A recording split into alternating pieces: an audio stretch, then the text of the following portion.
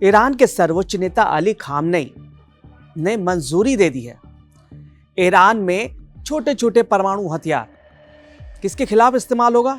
Israel के खिलाफ। यह सवाल सिर्फ ईरान का नहीं है, बल्कि सवाल उस वैश्विक व्यवस्था का है जो दशकों से यह दावा करती आई है कि परमाणु हथियारों के प्रसार को रोक सकती है। लेकिन क्या परमाणु हथियारों के जो प्रसार है, क्या वो रुक पाया? आज तक नहीं रुक पाया है। ईरान भी इस कदम पे कदम मिलाए जा रहा है, कोशिश कर रहा है। जिसने एक रिपोर्ट आई है जिसने वॉशिंगटन से लेकर तेल अवीव तक और तेहरान से लेकर यूरोप तक बेचैनी को फैला दिया है। रिपोर्ट बताती है कि ईरान के सर्वोच्च नेता अली खामनेई ने अक्टूबर में बैलिस्टिक मिसाइलों के लिए छोटे परमाणु हथियार विकसित करने की मंजूरी दे दी। लेकिन इसी रिपोर्ट के साथ एक और बड़ी बात सामने आई है कि यूरेनियम संवर्धन को 60% से आगे बढ़ाने की अनुमति नहीं दी गई है। यहीं पर हम बातचीत करने के लिए, इसी मुद्दे पर आज बातचीत करने के लिए हैं वर्ल्ड वॉरियर में हमारे सहयोगी अंकित, ये बताइए कि यूरेनियम संवर्धन 60% से ज़्यादा नहीं होगा, मतलब एक बड़ा हथियार जो परमाणु हथियार है वो अभी बनाने की स्थिति में ईरान नहीं है। लेकिन वो छोटे छोटे जो परमाणु हथियार है जो कि बैलिस्टिक मिसाइल्स में लगा के दूसरे किस पे इस्तेमाल होगा? इजराइल पे ही इस्तेमाल होगा। कट्टर दुश्मन अगर ईरान का इस वक्त कोई है तो वह इजराइल, उसके बाद है अमेरिका। तो क्या आपको लगता है कि ये परमाणु हथियार जो छोटे छोटे परमाणु हथियार है बैलिस्टिक मिसाइल के लिए जो इस्तेमाल होगा, क्या वो बना लेगा इतनी आसानी से? क्योंकि इजराइल की जो खुफिया एजेंसी है मोसाद, वो पीछे पड़ी हुई है। किसी भी तरह से खामनेई मिल जाए, किसी भी तरह से उनकी खुफिया विभाग मिल जाए जो इस तरीके का जो खतरनाक हथियार बना रहे हैं उसको वो नस्ते नाबूद कर देंगे। अमेरिका और जो इजराइल का जो खुफिया एजेंसी है वो पीछे पड़ी हुई है। देखिए, सबसे बड़ी चीज़ है कि सबसे बड़ी बात ये होती है कि आप जब भी युद्ध की स्ट्रेटजी में जाते हैं ना, तो सबसे पहले आप कोशिश करते हैं कि आप अपने दुश्मन को डरा कर ही रोक दें। अवरोध का सिद्धांत जिसे हम कहते हैं। तो यहाँ खामेनेई अवरोध के सिद्धांत का अनुसरण कर रहे हैं। वो प्रयास कर रहे हैं कि जो दुश्मन देश, जितने भी उनके प्रतिद्वंदी हैं, उनको बैलिस्टिक मिसाइल का इतना खौफ भर दें उनके मन में कि वो बैलिस्टिक मिसाइल से ही डर जाएं। तो उन्हें परमाणु हथियार बनाने और उस दिशा में आगे बढ़ने की जरूरत ना। क्योंकि नेतन्याहू ने ये चिंता जाहिर की थी कि हर महीने 3000 बैलिस्टिक मिसाइल जो है वो ईरान लगातार बना रहा है, जो कि बहुत ही खतरनाक है। इजराइल की जो की स्थिति के लिए भी ठीक नहीं है, अमेरिका के लिए भी ठीक नहीं है। अगर ईरान मजबूत हुआ, अगर हथियार कहाँ से मिल रहा है सबको पता है कि रूस से मिल रहा है, चीन से मिल रहा है, और वो हथियार ईरान में भी बना रहा है और उसको भेजा भी जा रहा है, रूस से भेजा भी जा रहा है और दूसरे देशों में भी वो मैन्युफैक्चर्ड कर रहा है खतरनाक हथियार। तो यही तो मैं आपसे कह रहा हूँ ना कि सबसे बड़ी चीज़ कि जो खामेनेई का उद्देश्य क्या है। उद्देश्य खामेनेई का है कि अपने आप को अरब वर्ल्ड में सबसे ताकतवर बनाना, अरब वर्ल्ड में अपनी जो वो वर्चस्वशीलता है उस वर्चस्वशीलता को कायम रखना। हम देख रहे हैं कि अभी सऊदी अरब भी अब इनके बीच में भी बहुत सारे विषय ऐसे हैं जिन विषयों को लेकर इनके बीच गठजोड़ बनने लगा है। पहले जहां हमें देखने को मिलता था कि ये दो देश जो सिया सुन्नी की लड़ाई में हमेशा रहते थे, इनके बीच हमें कभी बातचीत तक देखने को नहीं मिलती थी, लेकिन अब हमें ये देखने को मिल रहा है कि ये दोनों देश भी एक पटल पर आकर बात करने के लिए तैयार हो रहे हैं। तो ये हमें बताता है कि अरब वर्ल्ड जो है वो चाहता है कि अरब वर्ल्ड पर अरबों का ही शासन हो। और ये जो मिसाइल्स की जहाँ बात है और जहाँ यूरेनियम की जो बात है कि 60% संवर्धन, और आपने ये देखा कि जब भी वो बनाने न्यूक्लियर पावर हासिल करने की कोशिश करते हैं तो अमेरिका उन्हें हिट करता है, टारगेट करता है। और अब बैलिस्टिक मिसाइल्स हो तो उनको बनाने के टाइम पर उस प्रकार से उन पर हमला नहीं। लेकिन अंकित, मुझे ये बताइए कि ये तो चाहते हैं कि अरब में हमारा ही शासन हो, इजराइल हो, तुर्की हो, ये चाहते हैं कि हमारा ही शासन हो। मगर दूसरी तरफ इजराइल की कोशिश है कि उनकी ताकत को कमज़ोर किया जाए। अमेरिका और इजराइल यही चाहते हैं। वो जो भी चीज़ें बनाते हैं, जो भी खतरनाक हथियार इनके लिए बनाते हैं, इजराइल के लिए बनाते हैं, नेतन्याहू के लिए बनाते हैं, उनका एक ही टारगेट है कि यहूदियों को ख़त्म करो। यही टारगेट है उनका। और उसके बावजूद वो कितना भी मजबूत बनाए, रूस एक तरफ से मजबूत करता है ईरान को और दूसरी तरफ से ये इजराइल जो है इनको खत्म करके वो जीरो पे लाके खड़ा कर देता है। यही हुआ 12 दिन के युद्ध में, पूरा धुआं धुआं हो गया था। तेहरान स्थिति ऐसी आ गई थी कि तेहरान को राजधानी शिफ्ट करने की तक की बात आ गई थी, आपको पता होगा। बताया जाता था कि जल संकट है, 50 तरह की परेशानी है, लेकिन कोई राजधानी एक जगह से दूसरी जगह स्ट्रेटेजिकली शिफ्ट किया जाए वो बहुत बड़ी बात होती है। और इसलिए वो शिफ्ट किया जाए ताकि इजराइल जो है वो आसानी से हमला ना कर सके। यही जो ईरान की कोशिश थी। तो इसके पीछे हम जब पहले भी डिस्कस कर रहे तो इसके पीछे हमने एक मोसाद को भी कारण बताया था। हमने ये भी कहा था कि मोसाद जो पुरानी राजधानी तेहरान है उससे बहुत अच्छी तरीके से वाकिफ़ हो चुकी है, उसके चप्पे चप्पे को जानती है, पहचानती है, और वहाँ पर उन्हें रोक पाना बहुत मुश्किल हो गया है। ईरान में मोसाद का ऑफिस भी है, ऐसे बताया जाता है। ईरान में मोसाद के जितने ठिकाने हैं, जिसकी वजह से खामनेई डरे रहते हमेशा कि कभी भी कितना बड़ा हमला हो। गडकरी ने कल ही खुलासा किया था कैसे हानिया को मारा।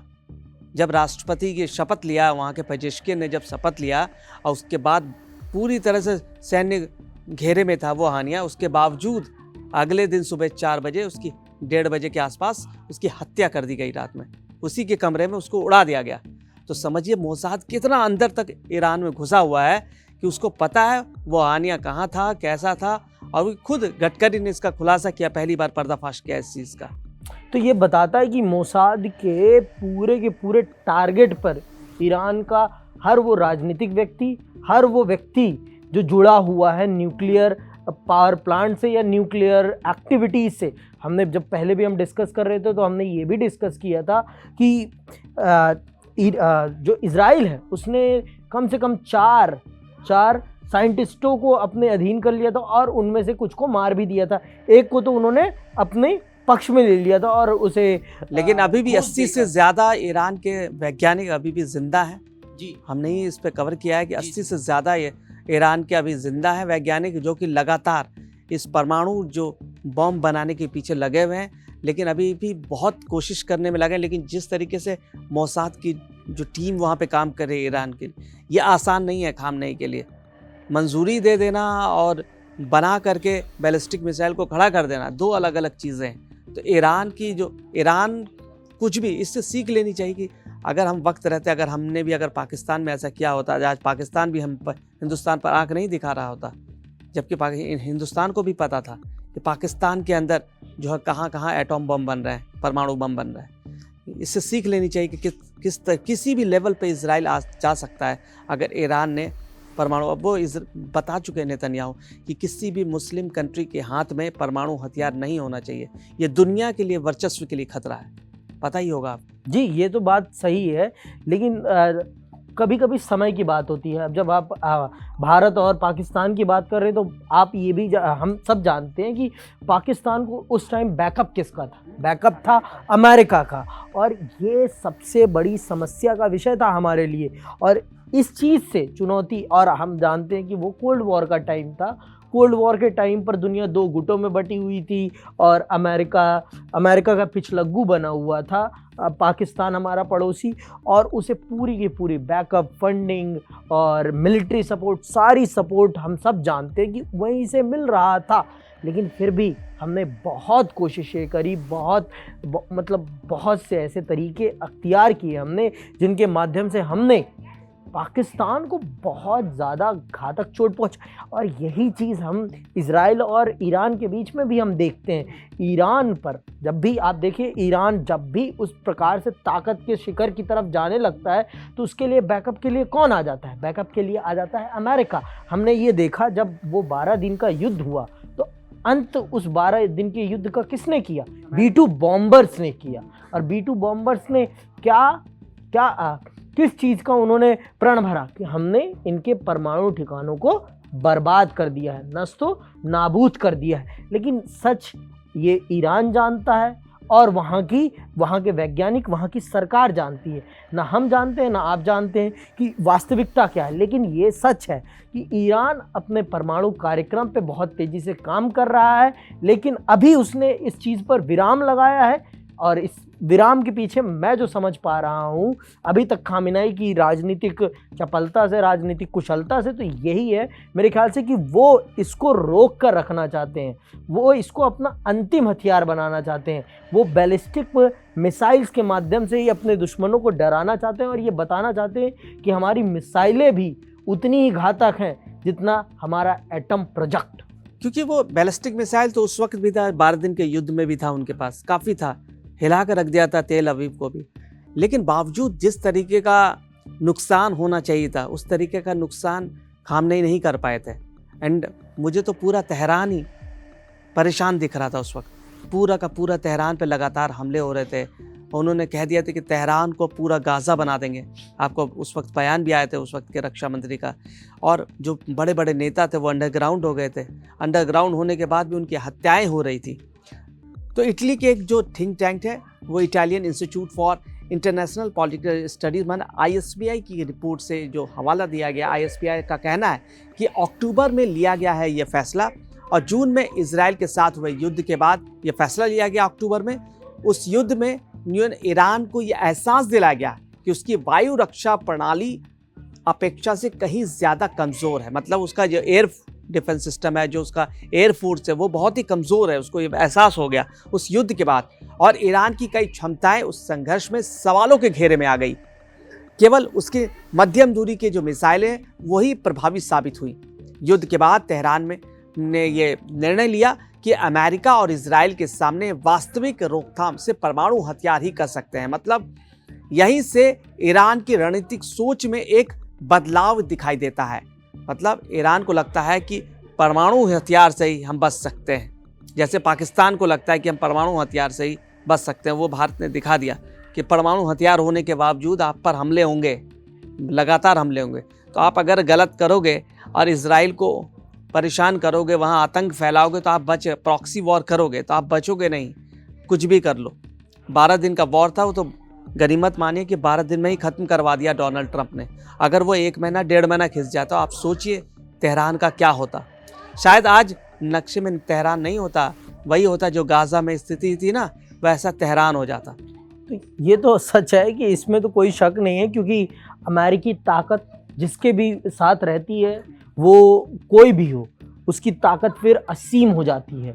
ये किसी से छिपा हुआ नहीं है। तो हमने ये भी देखा था एट द एंड इजराइल के लिए सपोर्ट में हमेशा कौन खड़ा रहता है? अमेरिका खड़ा रहता है। और जैसा कि हम, ये तो सच है कि ईरान की वायु शक्ति जब अमेरिका की और इजराइल की वायु शक्ति के सामने टिक नहीं पाई और यही तो ध्वस्त हो गई थी। और यही तो सबसे बड़ा कारण है। B-2 बॉम्बर आया, उनके जो बहुत ही गहराई में जो उनके न्यूक्लियर प्लांट्स उनको तबाह करके चला गया। फिर भी ये तो एक बहुत बड़ा प्रश्न चिन्ह नहीं है ईरान के लिए। इसीलिए अब वो क्या न्यूक्लियर बैलिस्टिक मिसाइल प्रोग्राम पर काम कर रहे हैं।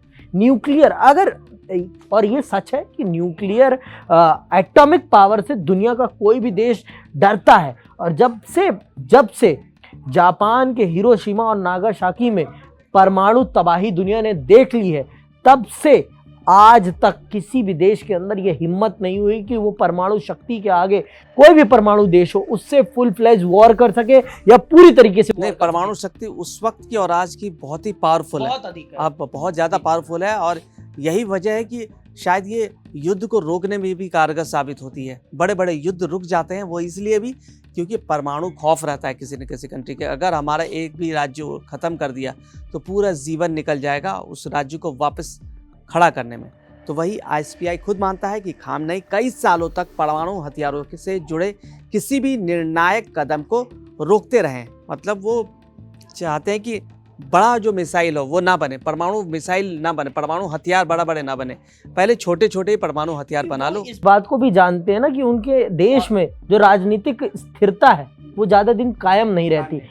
हमने ये भी देखा है कि कब एक समय था कि वो कट्टरता की राह पे चल रहा था, एक समय बाद वहाँ पर अमेरिका का पपेट बैठ गया, कठपुतली सरकार बनी और उस कठपुतली सरकार ने फिर शासन चलाया। फिर इस्लामिक क्रांति हुई, उसके बाद खामनेई का परिवार शासन कर रहा है।